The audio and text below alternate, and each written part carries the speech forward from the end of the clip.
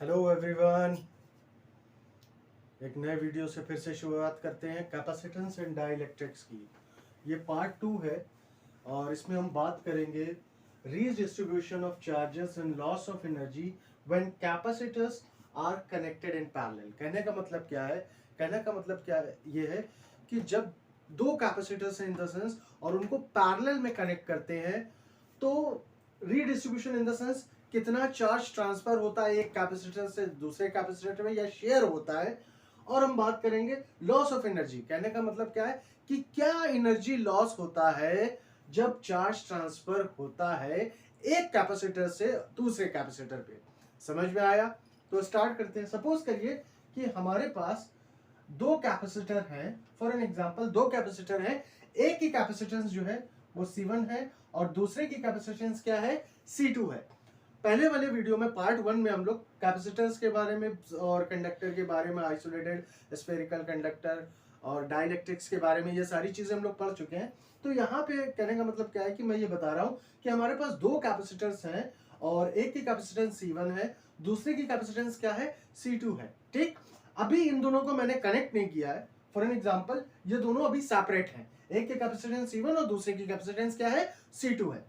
Suppose करिए कि इस पे चार्ज फॉर एन एग्जांपल अगर हम ले लें Q1 है और इस पे चार्ज अगर Q2 लेट कर ले थोड़ी देर के लिए मान लिया, तो Q1 इज इक्वल्स टू क्या होगा? C1V1। फॉर एन एग्जांपल अगर इसको Q1 चार्ज दिया गया है, फॉर एग्जांपल इसके पोटेंशियल में राइज V1 है, फॉर एन एग्जांपल V1 मैं यहाँ लिख देता हूँ, और इसको Q2 चार्ज दिया गया है और इसके पोटेंशियल राइज कितना है? V2 है। तो Q1 इज इक्वल्स टू यहाँ से हमारे पास क्या आ गया? C1V1। देन अगेन यहां से Q2 इज इक्वल्स टू क्या आ गया? C2V2। एक बात का ध्यान रखिएगा कि यहाँ पे जो कैपेसिटर है अभी ये कनेक्ट नहीं हुए, उनके ये सेपरेट चार्जेस है। समझ में आया? फॉर एग्जांपल ये दोनों Q1 और Q2 क्या है? दोनों सेपरेट चार्जेस है। ठीक है, तो मान लीजिए Q1 इज इक्वल्स टू क्या है? C1V1 और Q2 इज इक्वल्स टू क्या है? C2V2। समझ में आया? अब हम क्या करेंगे, इन दोनों अगर कैपेसिटर्स को हम क्या कर दें? कनेक्ट कर दे। फॉर एग्जांपल अगर हम इन दोनों कैपेसिटर्स को क्या कर दें? कनेक्ट कर दे पैरेलल में। कैसे? पैरेलल में। अभी मैं इसी में थोड़ा सा मैंने रिडिस्ट्रीब्यूशन ऑफ चार्जेस पढ़ाया है, इसके बाद में सीरीज और पैरेलल कॉम्बिनेशन बताऊंगा तो ये सारी चीजें वहां पे क्लियर हो जाएंगी। फॉर एग्जांपल जैसे देखिए कि एक कैपेसिटेंस C1 है और एक C2 है, इनको पैरेलल में कनेक्ट कर दिया है। अब मानते हैं कि पैरेलल में कनेक्ट करने के बाद इस पे जो है for example charge Q1 dash हो जाता है और इस पे जो है चार्ज Q2 डैश हो जाता है। और ये चार्ज का ट्रांसफर कब तक होगा? फॉर एग्जांपल जो चार्ज ट्रांसफर होता है वो higher potential to the lower potential होता है। क्या? Higher potential to the lower potential. तो कहने का मतलब क्या है? फॉर एग्जांपल Q1 डैश हमारा कनेक्ट किया है, उसके बाद कैपेसिटेंस C1 पे जो चार्ज है वो Q1 डैश है और कैपेसिटेंस C2 पे जो चार्ज है वो Q2 डैश है। समझ में आया? अब मान लीजिए दोनों के पोटेंशियल क्या हो जाएंगे? एक टाइम ऐसा आएगा कि दोनों के पोटेंशियल क्या हो जाएंगे? सेम हो जाएंगे। क्यों सेम हो जाएंगे? क्योंकि जब चार्ज फ्लो करता है, और चार्ज तभी तक फ्लो करता है जब तक कि दोनों के पोटेंशियल क्या ना हो जाए? सेम ना हो जाए। जैसे water flows from higher level to the lower level. आप कभी भी देख लीजिए पानी जो फ्लो करता है वो higher level to the lower level. इसी तरह से जो चार्ज होता है वो higher potential to the lower potential flow करता है जब तक कि पोटेंशियल सेम ना हो जाए। इसी तरह से water flows from higher level to the lower level जब तक लेवल सेम ना हो जाए। इसी तरह से अगर हम बात करें कि फॉर एग्जांपल हमारे पास दो बॉडीज हैं, इसको समझने के लिए मैं बता देता हूं कि दो बॉडीज हैं, एक हायर टेम्परेचर पे और एक लोअर टेम्परेचर पे, और दोनों को अगर हम कांटेक्ट में लाते हैं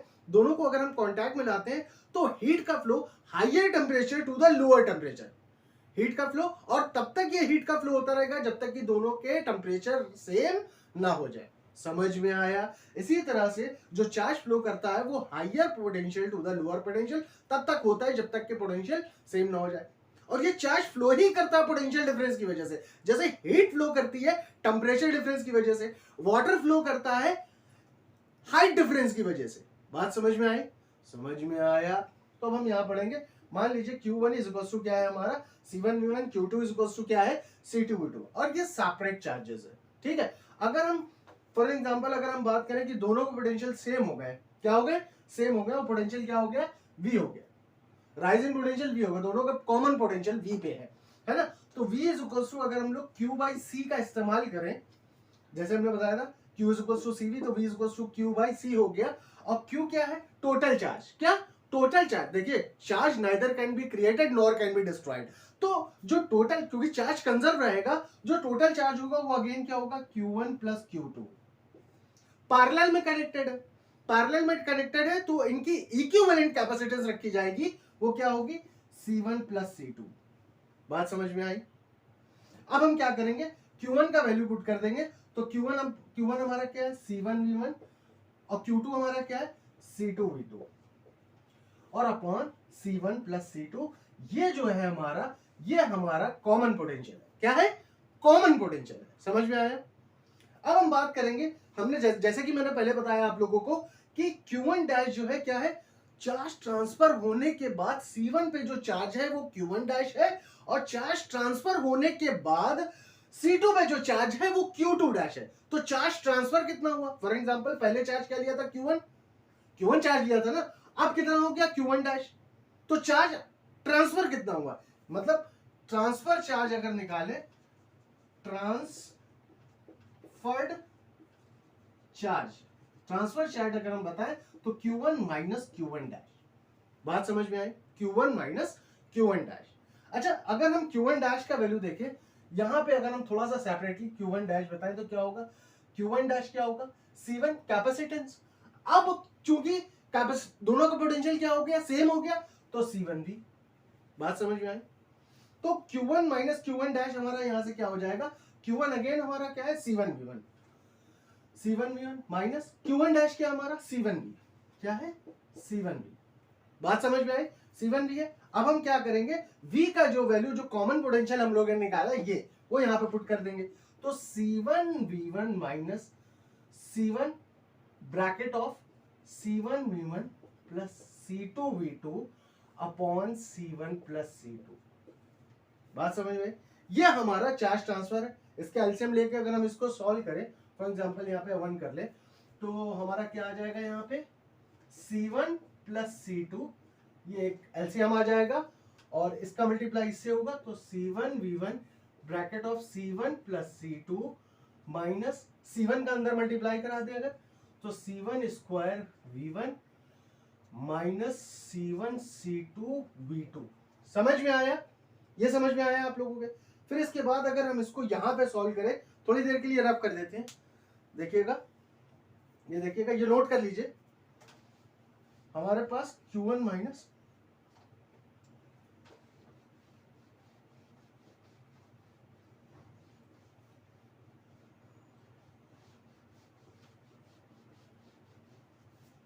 अब हमारे पास क्या है? Q1 माइनस Q1 डैश कितना था? Q1 डैश कितना था? ये निकाला हम लोगों ने, कैलकुलेट किया हुआ है। यानी कि अगर इसका अंदर मल्टीप्लाई करा तो C1 square V1 plus C1 C2 V1 minus C1 square V1 minus C1 C2 V2, और अपॉन में क्या है हमारे पास? C1 प्लस C2 है। क्या है? C1 plus C2। अब देखिएगा, C1 स्क्वायर V1 यहाँ पे एक टर्म आया है, और C1 स्क्वायर V1 यहाँ पे एक टर्म आया है। ये पॉजिटिव का, ये नेगेटिव का है, दोनों कैंसिल आउट हो जाएंगे। बात समझ में आई? और ये दो टर्म हमारे जो बच्चे, इससे C1 C2 कॉमन हो जाएगा। यानी कि अगर हम C1 C2 कॉमन ले ले, तो V1 minus V2 in bracket of upon C1 plus C2, ये हमारा जो है चार्ज ट्रांसफर्ड है। जो हमारा चार्ज ट्रांसफर हुआ है वो ये है। बात समझ में आई? नोट कर लीजिए। अब अगला टॉपिक हमारा क्या होगा? Loss of energy when capacitors are connected in parallel. कहने का मतलब क्या है कि जब हम कैपेसिटर को पैरेलल में कनेक्ट करते हैं, क्या करते हैं? पैरेलल में जब हम कनेक्ट करते हैं तो चार्ज ट्रांसफर होता है। जब चार्ज ट्रांसफर होता है तो एनर्जी का क्या हो जाता है? लॉस हो जाता है। और ये लॉस क्यों होता है? जब चार्ज ट्रांसफर होता है तो टेम्परेचर राइज करता है। टेम्परेचर राइज करता है, through the wire of the resistance हमारी हीट की फॉर्म में एनर्जी का लॉस हो जाता है। बात समझ में आई कि नहीं आई? अभी देखिए, मैं आप लोगों को दिखाता हूं।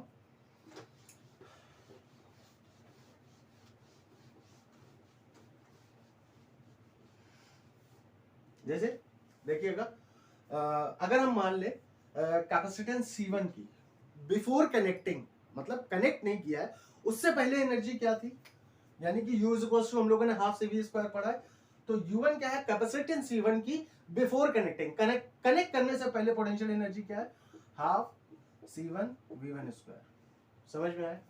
और कैपेसिटेंस C2 की क्या है, हाफ C2 V2 स्क्वायर, ठीक।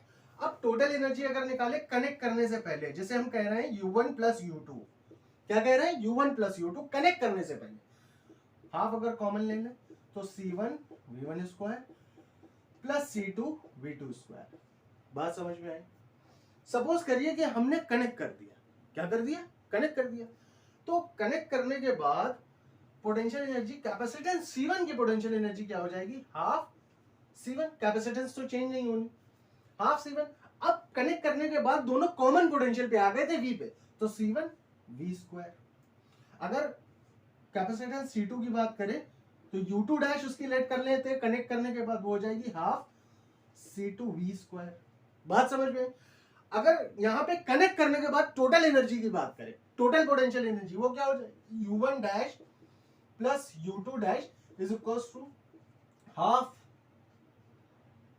C1 plus C2 in bracket of V square. इनको ऐड करेंगे तो V स्क्वायर कॉमन आ जाएगा और C1 प्लस C2 कुछ इस तरह से आ जाएगा, ठीक है। अब लॉस ऑफ एनर्जी हमें देखना है, क्या देखना है, लॉस ऑफ एनर्जी क्या होता है। तो लॉस ऑफ एनर्जी क्या हो जाएगी, बहुत सिंपल सी बात है कि कनेक्ट करने से पहले की एनर्जी को कनेक्ट करने के बाद वाली एनर्जी को पहले की एनर्जी से माइनस कर देंगे। देखिए मैं दिखाता हूं, ये नोट कर लीजिए आप लोग।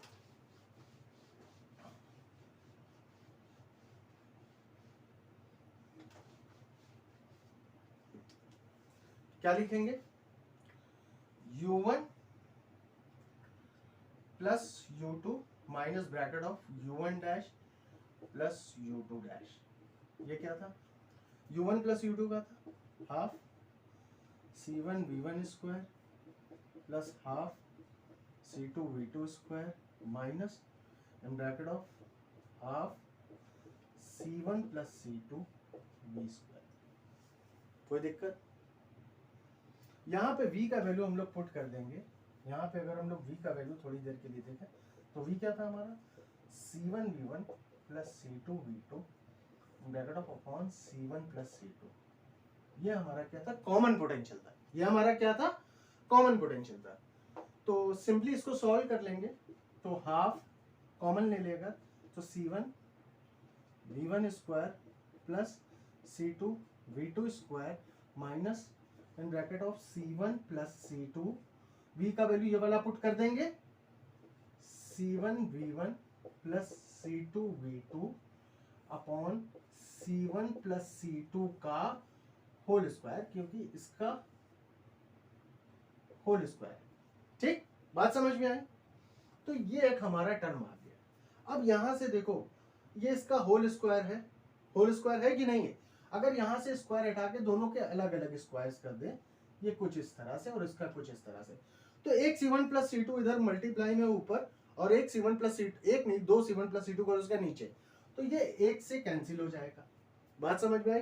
अब सिंपली हम लोग क्या करेंगे, half in bracket of C1 V1 square plus C2 V2 square और C1 V1 plus C2 V2 का होल स्क्वायर खोल देंगे, माइनस खोल देंगे, तो C1 square V1 square plus C2 square V2 square plus 2C1 C2 V1 V2 और upon में क्या है, C1 प्लस C2 है, ठीक, ये एक टर्म आया।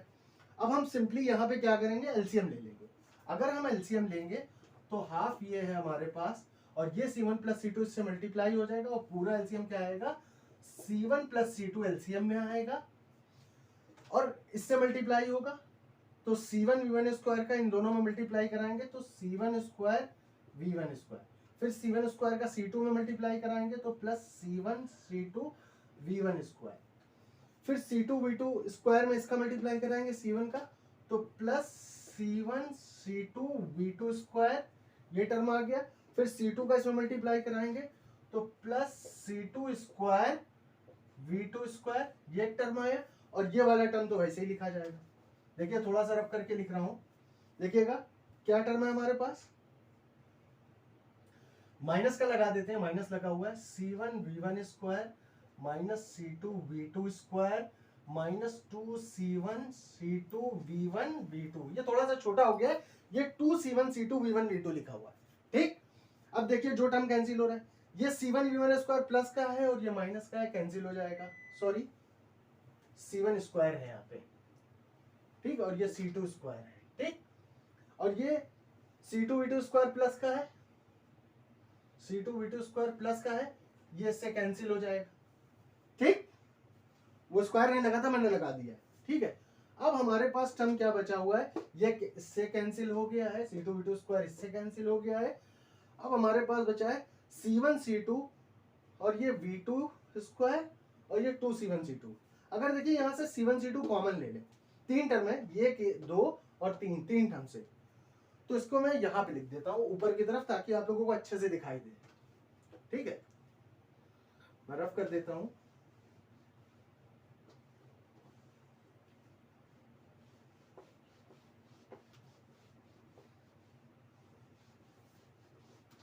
थोड़ा सा देखिएगा, ये टर्म उठा के लिख रहा हूँ।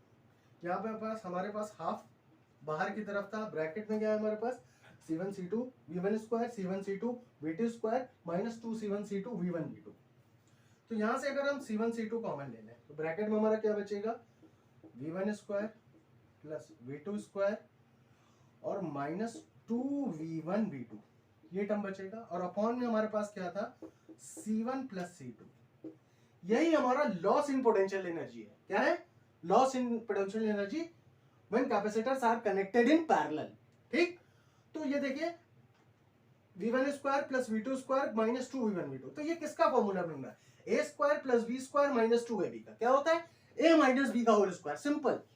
तो बस हाफ यहां लगा के ब्रैकेट में C1 C2 V1 minus V2 whole square upon C1 plus C2, ये लॉस ऑफ एनर्जी है when capacitors are connected in parallel. Note कर लीजिए इसको, समझ में आया, यहां तक समझ में आया।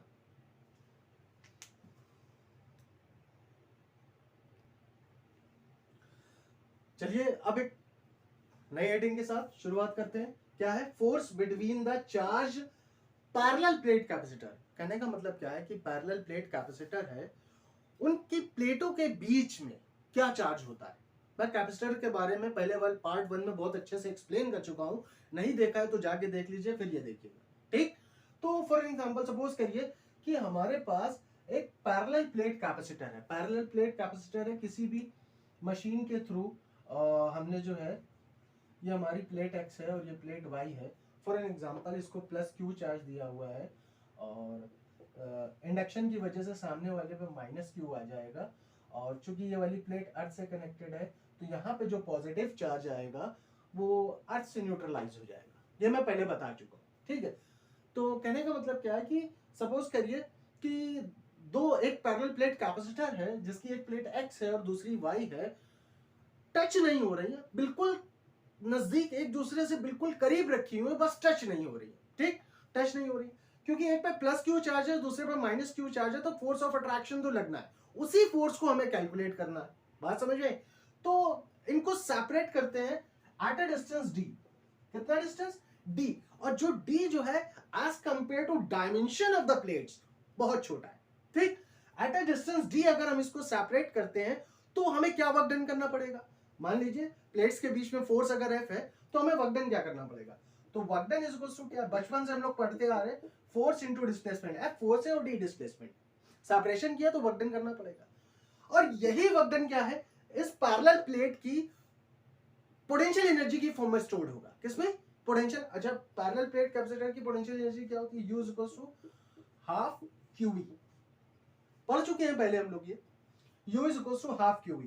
अच्छा, V के बारे में बात करें, अगर प्लेट्स के बीच में इलेक्ट्रिक फील्ड क्या है, इलेक्ट्रिक फील्ड की इंटेंसिटी अगर ये, तो potential difference V is equals to क्या हो जाएगा, ED, क्या हो जाएगा, ED, यानी कि अगर हम U की बात करें तो यहां से क्या आया, हाफ QED, और यही पोटेंशियल एनर्जी क्या है, इसमें वर्क डन की फॉर्म में स्टोर था, तो ये पोटेंशियल एनर्जी और वर्क डन आपस में क्या होंगे, बराबर होंगे, तो half Q E D is equals to F into D, force into displacement. यहां डी से डी क्या हो जाएगा, कैंसिल आउट हो जाएगा, और पैरेलल प्लेट कैपेसिटर्स के बीच में जो फोर्स लगता है वो क्या लगता है, हाफ क्यू ई। समझ में आई बात? F is equals to half Q E. अगर हमें चार्ज मालूम है और पैरेलल प्लेट के बीच में लगने वाली इलेक्ट्रिक फील्ड की इंटेंसिटी मालूम है, पुट कर देंगे, we will get the force. बात समझ में आई? समझ में आई कि नहीं आई? नोट कर लीजिए।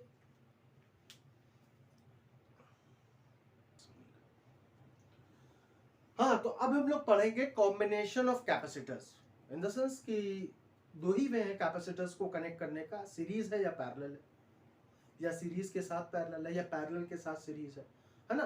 तो कॉम्बिनेशन ऑफ कैपेसिटेंस में पहला जो केस हम उठाते हैं वो सीरीज का उठाते हैं। क्या उठाते हैं? सीरीज का। फॉर एन एग्जांपल, सपोज करिए कि हमारे पास 3 कैपेसिटर हैं। कितने? 3 कैपेसिटर। वो पहचानते कैसे हैं सीरीज में है पैरेलल में, ये भी मैं आप लोगों को बताता हूँ। सपोज करिए ये कनेक्टेड है। सपोज करो किसी मशीन के थ्रू मैंने इसको प्लस क्यू चार्ज दिया, ये पहले कैपेसिटर्स को, जिसकी कैपेसिटेंस C1 है, तो यहाँ प्लस क्यू आ जाएगा और यहाँ माइनस क्यू। और इसी तरह से ये चार्ज आगे बढ़ेगा, यहाँ प्लस क्यू आ जाएगा, इसके इंडक्शन की वजह से सामने वाली प्लेट पे माइनस क्यू आ जाएगा, और ये चार्ज ऐसे ही सिमिलरली आगे बढ़ेगा और इसमें माइनस क्यू, और यहाँ पे जो पॉजिटिव चार्ज आएगा वो अर्थ से कनेक्टेड है, न्यूट्रलाइज हो जाएगा। समझ में आई कि नहीं है? तो एक सीरीज में बस एक चीज याद रखिएगा कि चार्ज सेम रहता है सारे कैपेसिटेंस पे, ठीक? जैसे कि अभी मैं डीसी सर्किट पढ़ाऊंगा तो उसमें भी बताऊंगा कि जब करंट फ्लो करता है और सीरीज में रेजिस्टेंस होते हैं तो सारे रेजिस्टेंस पे एक ही करंट फ्लो करता है। इसी तरह से कैपेसिटर जब सीरीज में होते हैं तो एक ही चार्ज होता है, चार्ज सेम होता है। बात समझ में आई? तो मान लिया इसकी कैपेसिटेंस कितनी है, C1 है, इसकी कैपेसिटेंस कितनी है, C2 है, और इसकी कैपेसिटेंस कितनी है, C3 है, सॉरी C3 है, ठीक? और इसकी प्लेट के अक्रॉस जो पोटेंशियल डिफरेंस है वो V1 है, इसकी प्लेट के अक्रॉस पोटेंशियल डिफरेंस V2 है, और इसकी प्लेट के अक्रॉस पोटेंशियल डिफरेंस V3 है। अब यहां थोड़ा सा समझिएगा। सपोज करिए ये 3 कैपेसिटर कुछ ना कुछ काम ही कर रहे होंगे, कोई ना कुछ ना किसी चीज को किसी चीज में यूटिलाइज किए जा रहे होंगे। सपोज करो इन तीनों कैपेसिटर की जगह पे एक कैपेसिटर लगा दे। क्या करे? एक कैपेसिटर लगा दे, और उस कैपेसिटर की जो कैपेसिटेंस हो वो क्या हो, C हो। फॉर एन एग्जांपल कैपेसिटेंस क्या हो, एक कैपेसिटर लगा दे, वो C हो। मान लिया वो इन तीनों की जगह ये एक कैपेसिटर काम कर रहा है, इन तीनों का काम एक ही कैपेसिटर काम कर रहा है जिसकी कैपेसिटेंस क्या है, C है, और उसके अक्रॉस जो पोटेंशियल डिफरेंस है वो क्या है, V है। बात समझ में आई? मतलब V क्या होगा, अगर V की बात करें तो V1 plus V2 plus V3 होगा। बात समझ में आई कि नहीं आई? बात समझ में आई? यानी कि अगर हम देखें तो V इज इक्वल टू क्या होगा, V1 plus V2 plus V3। बस हमें यहीं पे V1 V2 V3 की वैल्यू पुट करनी है, सिंपल एज दैट। जैसे यहां से अगर हम लोग V1 का वैल्यू निकालें तो V1 इज इक्वल टू क्या आएगा, Q बाई C1, ठीक? अगर हम V2 का वैल्यू निकालें तो वो क्या आएगा, Q बाई C2। अगर हम V3 का वैल्यू निकालें तो वो क्या आएगा, Q बाई C3। और अगर इसी तरह से हम V का वैल्यू निकालें तो वो आएगा Q बाई C। तो यहाँ पे जो C टर्म मैंने लिया है, इन तीनों की जगह पे एक कैपेसिटर लगाया तो जो तीनों का काम कर रहा था, तो C क्या है, equivalent resistance of the 3 resistors. समझ में आया? यानी कि V इज इक्वल टू क्या रख दे, Q by C is equal to Q by C1 plus Q by C2 plus Q by C3, ठीक? ऊपर से ये जो राइट हैंड साइड पे जो 3 टर्म लिखे हैं एडिशन में, यहां से हम क्या करेंगे, Q कॉमन ले लेंगे, सिंपल। तो यहाँ पे बचेगा 1/C1 plus 1/C2 plus 1/C3। तो Q से Q कैंसिल आउट। तो यहां से 1/C का जो वैल्यू आया है वो क्या आया है, 1/C1 plus 1/C2 plus 1/C3। कहने का मतलब क्या है, अगर कैपेसिटर सीरीज में कनेक्टेड है तो उनकी इक्विवेलेंट कैपेसिटेंस अगर हमें निकालनी है तो रेसिप्रोकल करके ऐड करेंगे, और उसके बाद अगेन रेसिप्रोकल कर देंगे तो इक्विवेलेंट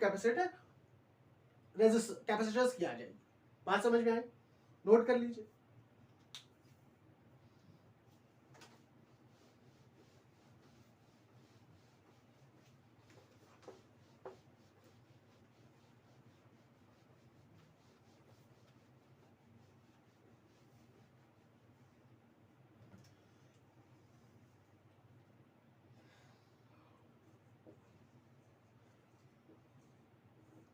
अब हमारा दूसरा केस है पैरेलल। क्या है? पैरेलल। तो सपोज करिए कि हमारे पास 3 कैपेसिटर हैं जिनकी कैपेसिटेंस C1, C2 और C3 है, तीनों को पैरेलल में कनेक्ट किया हुआ है। डायग्राम दिखाता हूं मैं। देखिए, ये एक कैपेसिटर है, ये एक कैपेसिटर है और ये एक कैपेसिटर है। तो मैंने वहां पे सीरीज वाले में पहचान नहीं बताई कि कैसे पहचानते हैं। सिर्फ यहाँ पे सुन लीजिए, सीरीज वाले की पहचान सुन लीजिए कि जब पहले कैपेसिटर की दूसरी प्लेट दूसरे कैपेसिटर की पहली प्लेट से और दूसरे कैपेसिटर की दूसरी प्लेट तीसरे कैपेसिटर की पहली प्लेट से कनेक्टेड हो तो वो सीरीज में होता है। मैं भूल गया था, देख लीजिए, पहले कैपेसिटर की दूसरी प्लेट दूसरी की पहले से, दूसरी की दूसरी प्लेट तीसरे के पहले से कनेक्टेड हो तो वो सीरीज में होता है। बहुत सिंपल है। और इसी तरह से पैरेलल की क्या पहचान है कि जितने भी कैपेसिटर हो सबकी पहली प्लेट किसी एक पॉइंट से और दूसरी प्लेट किसी एक पॉइंट से कनेक्टेड हो।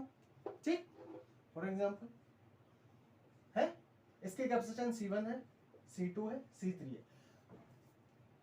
जितने भी कैपेसिटर अगर वो पैरेलल में कनेक्टेड है तो उन सब की पहली प्लेट किसी एक पॉइंट से और दूसरी प्लेट किसी एक पॉइंट से कनेक्ट होगी, तो वो सारे कैपेसिटर जो हैं पैरेलल कॉम्बिनेशन में आते हैं। किसमें आते हैं? पैरेलल कॉम्बिनेशन में। सपोज करो जो पहला कैपेसिटर है उसकी कैपेसिटेंस क्या है? C1 है, दूसरे की C2 है, तीसरे की C3 है।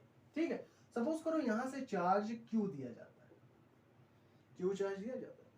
ठीक, तो यहां से चार्ज डिवाइड हो जाएगा अकॉर्डिंग टू कैपेसिटेंस। कैपेसिटेंस के बारे में मैंने पहले ही यही बताया था, it is ability to hold the electric charge of any conductor और कैपेसिटर। तो यहां से जब Q चार्ज आएगा, सपोज करो यहाँ पे Q1 चला गया, यहाँ पे Q2 चला गया, यहाँ पे Q3। कहने का मतलब क्या है? C1 ने एक्वायर किया Q1 चार्ज, C2 ने एक्वायर किया Q2 चार्ज और C3 ने एक्वायर किया Q3 चार्ज। कहने का मतलब है पहली प्लेट पे प्लस Q1 है और दूसरी प्लेट में माइनस Q1 है। यहाँ C2 कैपेसिटेंस C2 में पहली प्लेट पे प्लस Q2 है, दूसरी प्लेट में माइनस Q2 है। और यहाँ पे तीसरे कैपेसिटर में जो है पहली प्लेट पे प्लस Q3 है और दूसरी प्लेट पे माइनस Q3 है। समझ में आया? तो चार्ज Q दिया था और ये डिवाइड हो गया। अच्छा, अब तीनों के पोटेंशियल क्या होंगे? देखो, बात यही समझने वाली है कि पोटेंशियल डिफरेंस जो है वो है क्या पैरेलल कॉम्बिनेशन में। जैसे मैंने सीरीज में बताया कि चार्ज रिमेन सेम, जैसे करंट फ्लो करती है, सीरीज में रेजिस्टेंस कनेक्टेड है। अभी डीसी सर्किट में मैं आगे बताऊंगी ये सारी चीजें। मान लिया कि इस पे भी पोटेंशियल V है और इस पे भी पोटेंशियल V है और इस पे भी पोटेंशियल V है। अच्छा, ये पोटेंशियल डिफरेंस सेम क्यों है? देखिए, मैं समझाता हूं। ये एक पॉइंट है और ये एक पॉइंट है और तीनों रेजिस्टर की पहली प्लेट एक पॉइंट से और तीनों रेजिस्टर की दूसरी प्लेट एक पॉइंट से कनेक्टेड है। तो इन पॉइंट्स के अगर हम पोटेंशियल डिफरेंस निकालेंगे तो वही तो तीनों पे आएगा। नहीं समझ में आया क्या? इस पे जो पोटेंशियल डिफरेंस होगा, इस पे जो पोटेंशियल डिफरेंस होगा, इस पे वो इनका और इनके पोटेंशियल का डिफरेंस होगा, तो वो तो तीनों पे सेम होना ही है। बात समझ में आई? तो यहां से अगर हम एक इक्वेशन बताएं तो Q इज इक्वल टू क्या हो जाएगा? Q1 plus Q2 plus Q3। ठीक, अब यहीं से हम लोग Q1, Q2 और Q3 की वैल्यू पुट करेंगे। अब यहां एक और समझने वाली, सपोज करो इन तीनों कैपेसिटर की जगह पे एक कैपेसिटर लगा दे जिसकी कैपेसिटेंस क्या हो? C हो, पोटेंशियल डिफरेंस V हो, ठीक, और चार्ज क्या हो? Q हो। क्योंकि यही चार्ज Q जो है तीनों पे डिवाइड हुआ है तो इस पर तो टोटल चार्ज Q ही होगा ना। तभी Q इज इक्वल टू क्या हो जाएगा? Q1 plus Q2 plus Q3। ठीक, तो Q इज इक्वल टू क्या हो जाएगा? CV। Q1 is equal to क्या हो जाएगा? C1V1। Q2 is equal to क्या हो जाएगा? C2V2। और सॉरी, V1 V2 नहीं लिखना है, V पोटेंशियल डिफरेंस सेम है, C1V plus C2V plus C3V। ठीक, पोटेंशियल डिफरेंस सेम है। तो CV is equal to, V common ले लें तो C1 plus C2 plus C3। ठीक, तो V से V क्या हो जाएगा? कैंसिल हो जाएगा। तो C इज इक्वल टू क्या आ गया? C1 plus C2 plus C3। कहने का मतलब क्या है? कहने का मतलब ये है कि अगर कैपेसिटर्स पैरेलल में कनेक्टेड हैं तो उनकी कैपेसिटेंस को डायरेक्टली ऐड कर देंगे, then we will get equivalent capacitance of the system. समझ में आया? नोट कर लीजिए फटाफट, बाकी का अगले टर्न पे।